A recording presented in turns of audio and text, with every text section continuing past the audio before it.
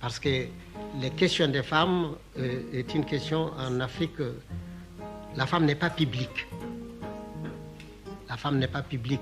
C'est un être divin qui est secret. Parce qu'on dit qu'il y a 11 forces dans la femme, tandis qu'il n'y en a que 9 dans l'homme. Alors on dit que ces forces ont des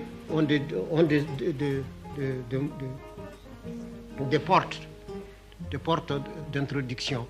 Il y en a 7 sur la tête. 1, 2, 3, 4, 5, 6, 7. Et c'est pourquoi on appelle c'est notre tête. Parce que c'est là-dedans où on a ces sens les plus nécessaires. Les moyens d'introduction et d'extériorisation aussi. Tout est dans la tête. Et alors on a les 2 exutoires naturels qui portés au 7 font 9. Voilà où s'arrête l'homme.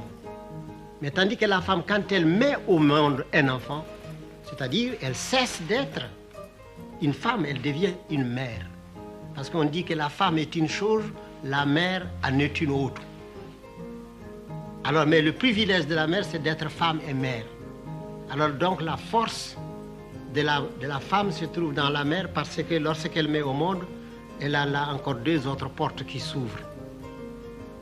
Et alors ces 2 portes, ajoutées aux 9 que l'homme possède, lui donnent 11. Alors il a ainsi 11 forces.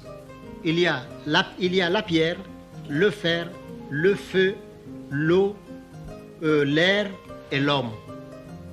Alors donc il y a 5 forces matérielles palpables, visibles. Alors vient l'homme.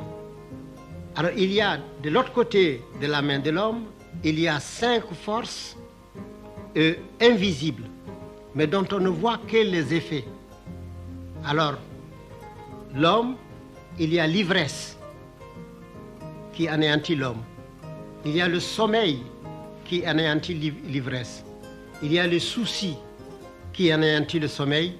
Il y a la mort qui anéantit le souci.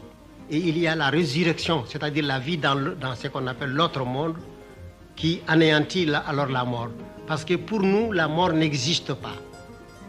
Pour l'Afrique traditionnelle, la mort n'existe pas. D'ailleurs, on ne dit pas mort, on dit changement de domicile. Parce qu'on est censé continuer à vivre dans une éternité.